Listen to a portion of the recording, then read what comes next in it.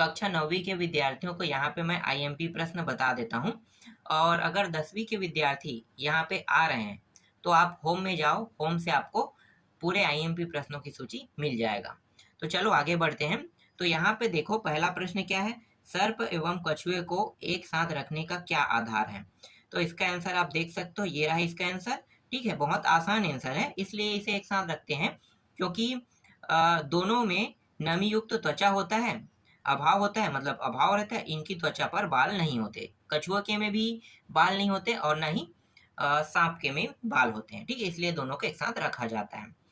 अगला प्रश्न देखो, ऐसे 5 पौधे के नाम बताइए जिनके बीजों में 2 बीजपत्री पाए जाते हैं। तो 2 बीजपत्री वाला चना है, मटर है, मूंग है, आम है, नीम है। दलहन फसल को लेने ना 2 बीजपत्री हर दलहन फसल में पाया जाता है। इसके बाद द्विनामकरण पद्धति के जनक का नाम बताइए। तो एक शब्द में यहाँ पे आपको देखना है, पूरा नहीं पढ़ना है। ठीक है, जिससे आसानी से कम समय में अच्छे से याद कर सकते हो। तो कैरोलस लिनियस यहाँ पे लेना है। शैवाल एवं फफूद में, एक सेकंड ना, शैवाल एवं फफूद में एक अंतर बताइए। तो अंतर क्या बताना है कि शैवाल स्वपोषी होता है और फफूद मृतपोषी होता है। शैवाल का मतलब क्या है, शैवाल स्वपोषी मतलब स्वयं भोजन बनाता है, और मृतपोषी मतलब जो फफूद है मरने के बाद जो जीव मर जाता है उनको वो खाकर अपना भोजन बनाता है। ठीक है, मतलब वही उनका भोजन है। आगे देखो, फजाई जगत के कोई 2 विभेदक लक्षण लिखिए। तो यहाँ पे पहला लिखना है, क्या लिखना है, इस जगत के जीव एक कोशिकी एवं बहुकोशिकी यूकेरियोटिक व विषमपोषी होते हैं। दूसरा है, इनकी कोशिकाओं में हरित लवक नहीं पाया जाता। बस इतना ही इसमें लिखना है। आगे देखो, वर्गीकरण की आवश्यकता क्यों पड़ी। तो वर्गीकरण की आवश्यकता क्यों पड़ी भाई, तो वर्गीकरण की आवश्यकता इसलिए पड़ती है क्योंकि जीवों की समानता एवं विभिन्नताओं के आधार पर कई समूह एवं उप समूहों में विभाजित करके वर्गीकरण किया जाए तो अध्ययन में सरलता होती है। सभी जीव का एक साथ अध्ययन करना जटिल है। दूसरा, यहाँ पे जीवों के विकास क्रम के बारे में पता चलता है और जीव विविधता का पता चलता है। आगे देखते हैं, उभयचर और सरीसृप में अंतर अगर पूछेगा तो कैसे लिखोगे। तो देखो, उभयचर में क्या अंतर है और सरीसृप में क्या अंतर है। उभयचर की त्वचा नमी युक्त होता है और सरीसृप में नमी युक्त त्वचा का अभाव होता है। इनमें नाखून नहीं पाए जाते, उभयचर में इनमें नाखून पाए जाते हैं, जैसे कि मेढक, टोड है, और इसका जो है छिपकली और सांप और कछुआ है। आगे देखो, फजाई की कोशिकाओं में कोशिका भित्ति पाई जाती है, फिर भी उन्हें प्लांटी जगत के अंतर्गत नहीं रखा जाता है। क्यों कोई एक कारण लिखिए, एक कारण बताना है। तो देखो, इसका आंसर क्या होगा, फजाई की कोशिकाओं में कोशिका भित्ति पाई जाती है, फिर भी इन्हें प्लांटी जगत के अंतर्गत नहीं रखा जाता है क्योंकि यह परपोषी विषमपोषी जीव होते हैं। इनकी कोशिकाओं में हरित लवक नहीं पाया जाता। कारण पूछ रहा है तो यहाँ पे आप कारण को पढ़ सकते हो, इसलिए क्योंकि प्रकाश संश्लेषण की क्रिया कर भोजन बनाता है। ठीक है, भोजन का निर्माण नहीं कर पाता है, इसीलिए क्या करते हैं, इसी कारण इसे पादप जगत या प्लांटी जगत में नहीं रखा जाता है। द्विनाम पद्धति से आप क्या समझते हैं, इनके अंतर्गत जीवों के नाम किस प्रकार लिखे जाते हैं। ठीक है, तो जीवों के नाम किस प्रकार लिखे जाते हैं आप देख सकते हो, यहाँ पे इसका एग्जाम्पल भी है। बहुत सारे एग्जाम्पल नहीं लिखना है, थोड़ा सा एग्जाम्पल, 1-2 एग्जाम्पल लेना है। ठीक है, तो जैसे कि यहाँ पे मेढक का वैज्ञानिक नाम दिया है, आप इसे पढ़ सकते हो। ठीक है, यहाँ पे वैज्ञानिक नाम क्या दिया है भाई, देखो ट्रिग्रिना, इसे तिरछे अक्षरों या सीधे अक्षरों में लिखकर उसके नीचे रेखा खींचते हैं। ठीक है, तो इस तरह से लिखा जाता है, देखो यहाँ पे इस तरह से लिखा जाता है, बता रहा है। चलो आगे देखते हैं।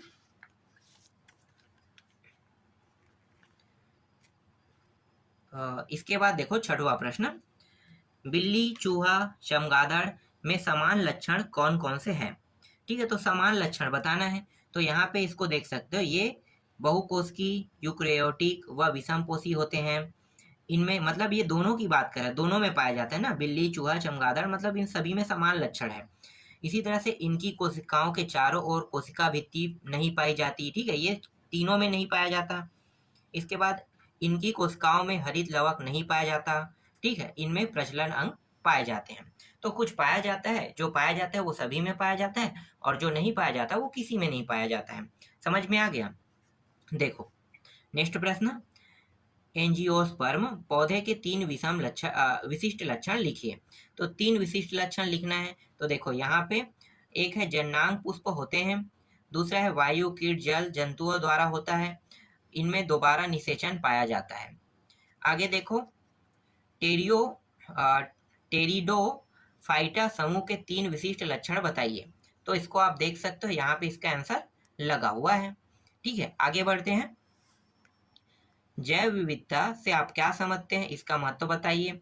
देखो जैव विविधता का मतलब मैं अपने शब्दों में दे देता हूँ, जीवों में पाई जाने वाली विविधता को ही जैव विविधता कहते हैं। ये सिंपल परिभाषा है। ठीक है, अब महत्व देखो यहाँ पे, जैव विविधता शब्द पृथ्वी पर जीवों में भिन्नता को दर्शाता है। देखो जो चीज मैं अभी बता रहा हूँ वही चीज ये भी बता रहा है, तो आप सिंपल शब्दों में लिख सकते हो। ठीक है, अपने शब्दों में। चलो आगे देखते हैं।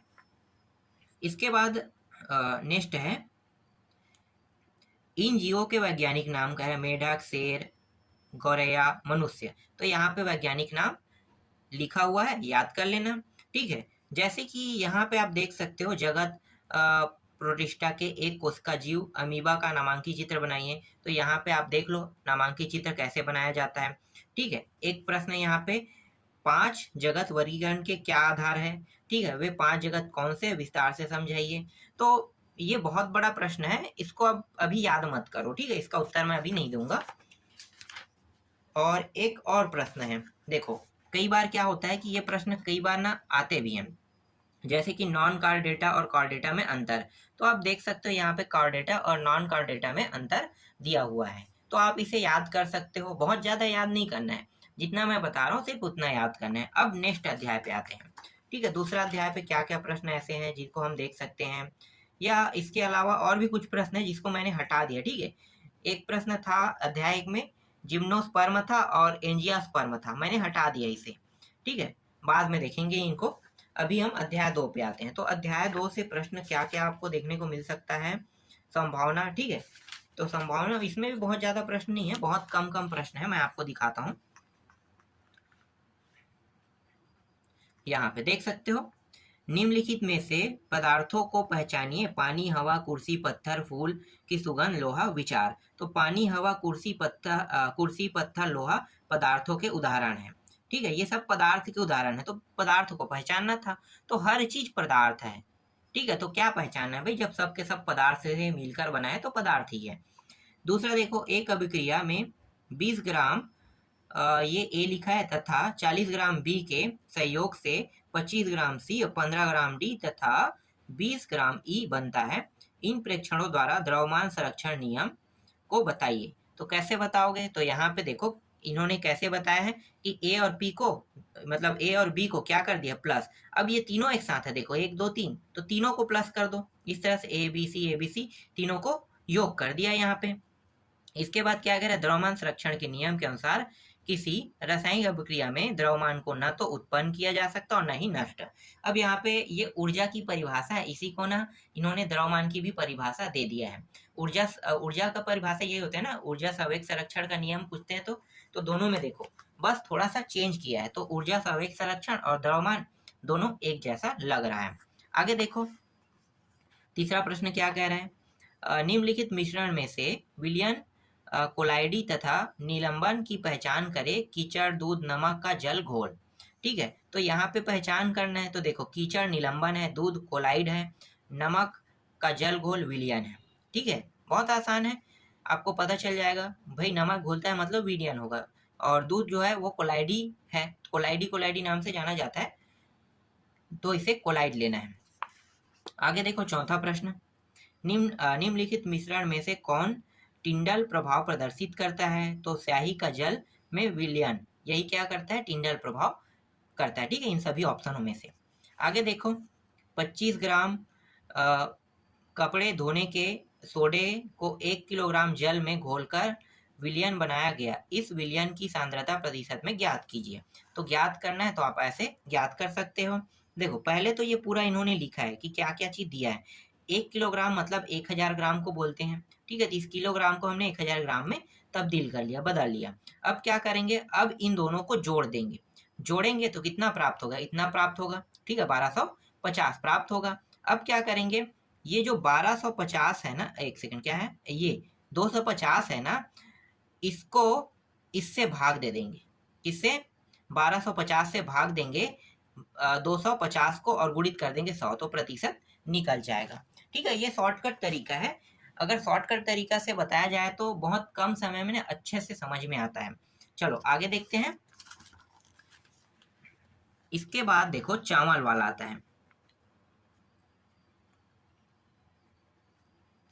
ठीक है, यहाँ पे आपको दिखाई दे रहा होगा, देखो चावल की मार लिखा है कि 1-2 बूंदे 100 ml जल में घोलकर कोलाइड या निलंबन कारण सहित समझाइए। तो कारण सहित समझाना है, आप यहाँ पे देख सकते हो, इसका आंसर लगा हुआ है। ठीक है, याद कर लेना, छोटा सा आंसर है।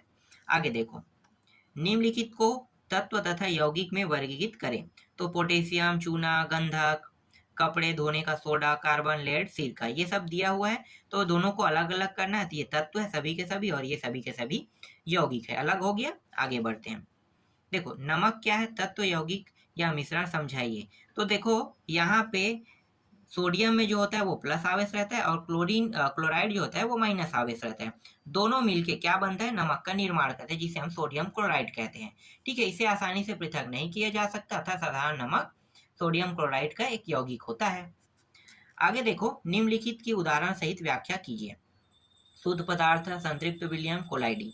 तो यहाँ पे आप देख सकते हो सबका आंसर यहाँ पे लगा हुआ है। शुद्ध पदार्थ क्या होता है, यौगिक क्या होता है, संतृप्त विलयन क्या होता है। ठीक है, और क्या था एक ऑप्शन, कोलाइडी है ना, तो कोलाइडी बस बचा है, उसको भी मैं आपको दिखा देता हूँ।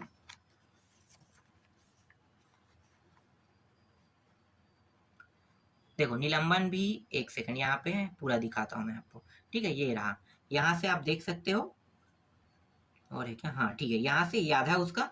अब ये कोलाइडी है, और यहाँ पे आप देख लो निलंबन है। ठीक है, तो यहाँ पे लगा हुआ है, इसका आंसर यहाँ पे दिखाई दे रहा होगा आपको। चलो आगे देखते हैं, मिश्रण की परिभाषा दीजिए। तो मिश्रण की परिभाषा आप देख सकते हो। देखो सिंपल शब्दों में कहें तो दो या दो से अधिक पदार्थ जो है ना मिलकर बनते हैं, उसे हम मिश्रण कहते हैं। सीधी सी बात है, यही मिश्रण की ओरिजिनल परिभाषा है। अब यहाँ पे क्या करते हैं ये लोग ना, अलग अलग तरीके से अपने अपने हिसाब से समय समय के साथ बांटते रहते हैं। जो सबसे आसान और सटीक इसकी परिभाषा है जो मैं दे रहा हूँ। ठीक है, आसान होता है और सटीक भी है। आगे देखते हैं, सातवां में देखो, विलियन की परिभाषा परिभाषित कीजिए व इनके गुण लिखिए। ठीक है, तो विलियन है, विलियन के गुण है, इस तरह से आप देख सकते हो, पूरा आंसर लगा हुआ है। फिर टिंडल प्रभाव में आते हैं। टिंडल प्रभाव क्या है भाई, तो देखो टिंडल प्रभाव क्या है, जब कोलाइड मिश्रण में विलय कण का आकार निलंबन से छोटा व विलयन से बड़ी इस प्रकार होती है कि प्रकाश को फैला देती है, इस प्रभाव को टिंडल प्रभाव कहते हैं। ठीक है, टिंडल प्रभाव समझ में आ गया। चलो ब्राउली गति देखते हैं। ब्राउली गति को समझाइए। तो जब कोलाइड मिश्रण में विलय के कण अनियमित रहते हैं उसे ब्राउली गति कहते हैं। इसी तरह से 10वां देखो, द्रव स्नेही कोलाइडी एवं द्रव विरोधी कोलाइडी में अंतर। तो यहाँ पे आप देख सकते हो द्रव स्नेही और विरोधी दोनों के बारे में यहाँ पे लगा हुआ है। आगे देखो, तनु व सांद्र विलयन को समझाइए। तनु और सांद्र, देखो तनु विलयन जो होता है वो आसानी से ना घुल जाता है। मान लो जल या विलायक में आसानी से घुल जाते हैं, जल में घुल जाते हैं, लेकिन सांद्र विलयक जो होता है वो आसानी से नहीं घुलता है। तो ये सिंपल परिभाषा है इसका, लेकिन यहाँ पे जो लगा है इसको भी आप लोग देख लेना। ठीक है, आगे देखते हैं, निलंबन के गुण। तो यहाँ पे देख सकते हो इसका गुण लगा हुआ है, 3 गुण है यहाँ पे। इसके बाद विलियन को परिभाषित कर लिखिए कह रहा है। ठीक है, तो यहाँ पे आप देख सकते हो परिभाषित करना और लिखना है विलियन, कोलाइडी और निलंबन, यही इसका आंसर है। और इसमें और कुछ प्रश्न है क्या, देखते हैं। देखो, मैग्नीशियम के तार को हवा में जलाने पर सफेद रंग का ऑक्साइड बनता है, यह तत्व या यौगिक कारण सही समझाइए। बहुत आसान है, शायद मैग्नीशियम परमैग्नेट की परत चढ़ जाता है ना, वही शायद है। आप लोग देख लेना, मैग्नीशियम ऑक्साइड बनता है कह रहा है, देखो ये रहा। ठीक है, चलो आगे देखते हैं। देखो मिश्रण और यौगिक में कई बार प्रश्न आते हैं ना, तो बहुत आसान आसान आते हैं। मिश्रण और यौगिक यहाँ पे आप देख सकते हो, इसका उत्तर आप आसानी से याद कर लेना। ठीक है, मिश्रण क्या होता है, यौगिक क्या होता है, पहले परिभाषा याद कर लो, इसके बाद कुछ चीजों इसके बारे में और पता कर लेना। देखो आगे देखो, किसी एक क्रियाकलाप द्वारा सिद्ध कीजिए कि शक्कर में पानी का घोल विलयन है। ठीक है, तो इसको देखना है आपको। फिर यहाँ पे किसी ठोस द्रव में विलेयता पर तापमान का क्या प्रभाव पड़ता है, क्रियाकलाप द्वारा समझाइए। तो इसका भी आंसर यहाँ पे लगा हुआ है। ठीक है, आगे देखते हैं। प्रश्न मैं यहाँ पे बहुत ज्यादा इसलिए दे रहा हूँ क्योंकि आपको सबको याद करना है, और दिक्कत यह है कि हर स्कूल में अलग अलग पेपर बन रहा है, तो हर स्कूल के हिसाब से कौन सा क्वेश्चन आएगा मुझे भी पता नहीं है। अगर आप अपने स्कूल के बारे में पूछोगे तो मैं एक स्कूल के बारे में चलो मान लो दे देता हूँ, लेकिन सब स्कूल के बारे में मैं नहीं दे सकता, क्योंकि हर स्कूल अपनी ओर से अपने हिसाब से प्रश्न छांट रहे हैं। तो कौन सा प्रश्न लेगा मुझे पता नहीं है, इसीलिए थोड़ा सा ज्यादा प्रश्न आपको देखने को मिल रहा है। ठीक है, यहाँ पे देखो विलियन कोलाइड निलंबन में अंतर कह रहा है, तो ये आप देख सकते हो। आगे देखो समांगी और विषमांगी विषरण में आते हैं, तो ये रहा। ठीक है, आगे देखते हैं। अध्याय 3 में आते हैं, तो अध्याय 3 में आपको परमाणु संरचना से प्रश्न देखने को मिलेगा। तो परमाणु संरचना वाला मैं टॉपिक आपको बता देता हूँ, इम्पोर्टेंट सारे प्रश्नों को। इसमें प्रश्नों की संख्या, इसमें भी बहुत कम प्रश्न है, बहुत ज्यादा नहीं पढ़ने आपको। तो देखो यहाँ पे लघुत्तरी प्रश्न, क्या अल्फा कणों का प्रकीर्णन प्रयोग स्वर्ण पत्र के अतिरिक्त रजत पत्थर मतलब चांदी या ऐसे अन्य तत्वों के पत्थर से संभव होता है? तर्क सहित उत्तर दीजिए। तो इसका उत्तर यहाँ पे लगा हुआ है, आप इसे एक बार कम से कम पढ़ लेना। ठीक है, वीडियो पुश करके आप लोग पढ़ते जाना। आगे देखते हैं। थॉमसन ने परमाणु के अविभाज्य होने की परिकल्पना को किन आधारों पर चुनौती दी है? ठीक है, तो इसका आंसर भी आप यहाँ पे देख सकते हो, इसका आंसर भी यहाँ पे लगा हुआ है। अब ये परमाणु से संबंधित टॉपिक है, इसलिए इसमें कुछ ज्यादा प्रश्न रहते हैं, मतलब थोड़ा टफ रहता है। प्रश्न आसान है लेकिन मैं आपको समझा नहीं सकता, क्योंकि कम समय में आपको समझाना थोड़ा सा दिक्कत होगा। बाद में मैं आपको ये पूरा क्लियर बता दूंगा कि क्या कहना चाह रहे हैं। यदि किसी परमाणु की परमाणु संख्या 15 और द्रव्यमान संख्या 31, तब उनमें उपस्थित अपपरमाणु कणों की संख्या क्या होगी? तो देखो, प्रोटॉन 15, इलेक्ट्रॉन 15, न्यूट्रॉन 15, इन दोनों को घटा दोगे प्रोटॉन और इलेक्ट्रॉन को, तो 16 आ जाएगा। आगे देखो, यदि किसी परमाणु के एल और यहाँ पे एम कक्ष 2 इलेक्ट्रॉन है, तो परमाणु की परमाणु संख्या क्या होगी? तो देखो कितना होगा भाई, परमाणु संख्या 12, सीधी से एक शब्द में उत्तर 12। ठीक है, बोरबरी योजना के अनुसार निम्नलिखित परमाणुओं का इलेक्ट्रॉनिक विन्यास लिखिए। तो इलेक्ट्रॉनिक विन्यास लिखना है तो 12, ये देखो ये सबका इलेक्ट्रॉनिक विन्यास है। ठीक है, और ये सॉरी ये इस तरह से बनाना है, और ये रहा इलेक्ट्रॉनिक विन्यास। मतलब इलेक्ट्रॉनिक विन्यास ये बताता है कि बाहरी कक्ष में कितने इलेक्ट्रॉन पाए जाते हैं। तो देख लो 2 8 1, यहाँ पे 2 4 6 पाया गया बाहरी कोष में, यहाँ पे बाहरी कोष में 17, तो कुल मतलब कितना है 7 है ना, तो कुल 17 है, इसका 6 है। तो वही चीजों को इलेक्ट्रॉनिक विन्यास में दर्शाना होता है। फिलहाल मैं अभी आपको ये नहीं बता सकता, लेकिन एक क्या बोलते हैं, गोल आकृति बनाते हैं ना, उसमें इसे दर्शाया जाता है, बाद में इसे मैं बता दूंगा। आगे देखो, परमाणु में कितने प्रकार के कण होते हैं? तो 3, प्रोटॉन, इलेक्ट्रॉन, प्रोटॉन, न्यूट्रॉन। इसके बारे में मैंने एक वीडियो के थ्रू आप लोगों को बताया भी था। किसी परमाणु के नाभिक में कौन कौन से कण होते हैं? तो ये नाभिक में सिर्फ प्रोटॉन और न्यूट्रॉन पाया जाता है, इलेक्ट्रॉन बाहरी कक्ष में पाया जाता है। ये ऑक्सीजन है, परमाणु क्रमांक 8। अगर आप ऐसे प्रश्न देखते हो तो देखो मैं आपको बता देता हूँ इसे पढ़ा कैसे जाता है, या इसे देखने में आपको ऐसा लग रहा है कि ये कहना क्या चाह रहा है। तो नीचे में जो 8 है ना, ये ऑक्सीजन का परमाणु क्रमांक है, और 16 इसका भार है। ऑक्सीजन का भार हमेशा ना परमाणु क्रमांक से दुगना भार होता है। ठीक है, तो नाइट्रोजन का परमाणु क्रमांक 7, तो 7 दूनी 14 इसका भार हो गया। एक दूसरे के समभारिक है, समझाइए। तो यहाँ पे आप देख सकते हैं समभारिक वाला। ठीक है, अंतर कितने का है? 1 का अंतर है, एक में 8 एक में 7 पाया गया है। ठीक है, आगे देखते हैं। इसके बाद देखो अगला प्रश्न क्या है। देखो, थॉमस द्वारा प्रस्तावित परमाणु डाल्टन के परमाणु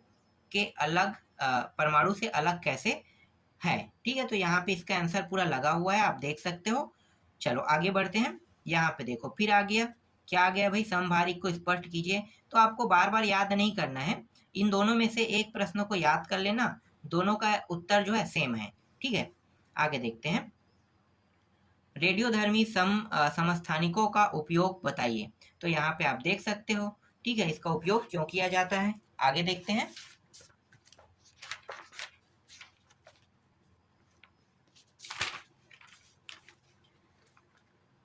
देखो, एक प्रश्न है संयोजी इलेक्ट्रॉन का उदाहरण सहित समझाइए कह रहा है। तो संयोजी इलेक्ट्रॉन के बारे में आपको बताना है। तो क्या होता है संयोजी इलेक्ट्रॉन? परमाणु के बाह्य कोश में स्थित इलेक्ट्रॉन संख्या V को संयोजी इलेक्ट्रॉन कहते हैं, जो अष्टक पूर्ण करने हेतु दी या ली जाए। तो देखो यहाँ पे सोडियम के बारे में बताया, तो 2 8 1 पाया गया है, तो एक जो है यही क्या है, संयोजी इलेक्ट्रॉन है। समझ में आ गया? बाहरी कक्ष जो सबसे लास्ट में है एक है, तो एक ही क्या होगा, संयोजी इलेक्ट्रॉन होगा। इसके बाद देखो 5वां प्रश्न, सोडियम परमाणु का इलेक्ट्रॉनिक विन्यास लिखकर उनके सोडियम इलेक्ट्रॉन की ओर इलेक्ट्रॉन को आरेख द्वारा दर्शाइए। तो देखो रियल जो आरेख है ना, यही है, मैं इसी के बारे में आपको बताना चाहता था। तो देखो बाहरी कक्ष, देखो ये बीच है, ये इसमें इलेक्ट्रॉन प्रोटॉन पाया जाता है, ये इलेक्ट्रॉन बोला था, न्यूट्रॉन और प्रोटॉन पाया जाता है सेंटर में। और ये बाहरी कक्ष मतलब यहाँ पे देखो एक है, यहाँ पे इस तरह से, यहाँ पे इस तरह से, ठीक है। तो यहाँ पे गलती किया है, गलती क्या है कि यहाँ पे 2 इलेक्ट्रॉन पाया जाएगा। इसके बाद क्या है, दूसरे कोष में 8, 1 2 3 4 5 6 और ये 7 और ये 8, इस तरह से 8 इलेक्ट्रॉन, पूरा मैंने चक्र को बना दिया ना। और बाहरी कक्ष में एक संयोजी इलेक्ट्रॉन यही है। एक तत्व की द्रव्यमान संख्या 39 तथा परमाणु संख्या 19 है, न्यूट्रॉन की संख्या बताइए। ठीक है, तो न्यूट्रॉन की संख्या बताना है, तो यहाँ पे देखो 19 होता है। अब प्रोटॉन, देखो न्यूट्रॉन की जो संख्या है ना, हर एक जगह पे अलग अलग होता है। जैसे कि कई बार वो 0 पाया जाता है, ठीक है, कई बार वो प्रोटॉन के साथ मैच करके उसके आधा भी होता है, 1 भी होता है, 2 भी होता है। ठीक है, तो यहाँ पे आप देख लो यहाँ पे क्या बताना चाहता है, आगे देखते हैं। देखो 7वां प्रश्न में क्या कह रहा है कि प्रकृति में ऑक्सीजन 16 के अतिरिक्त ऑक्सीजन 17 व ऑक्सीजन 18 भी पाए जाते हैं। ये परमाणु एक दूसरे के समस्थानिक है या समभारिक है, स्पष्ट कीजिए। तो यहाँ पे इसका उत्तर लगा हुआ है। आगे देखो,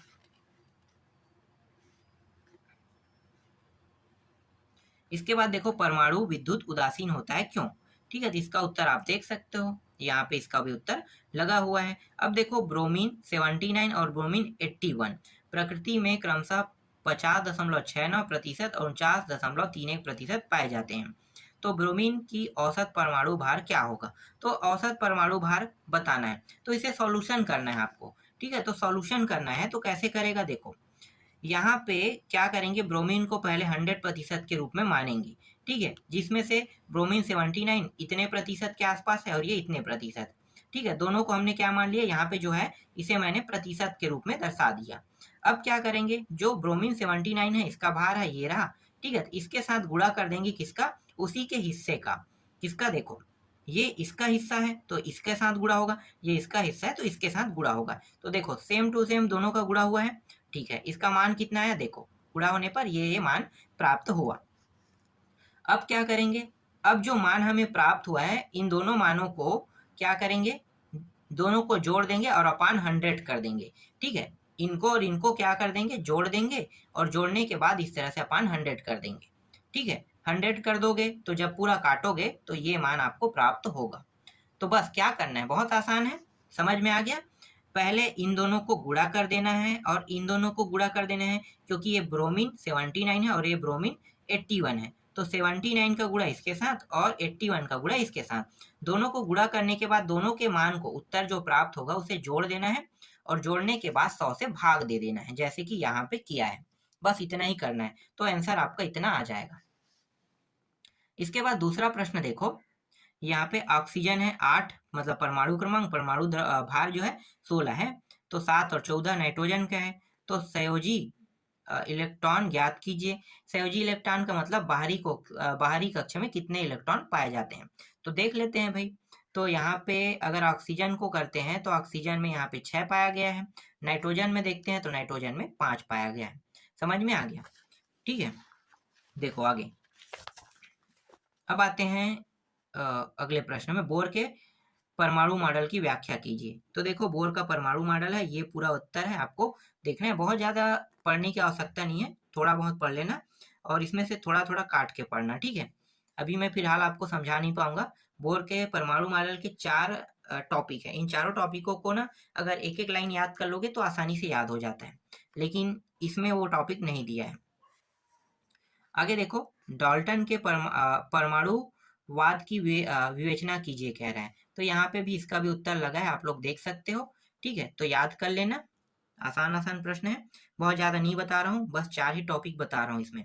आगे बढ़ते हैं।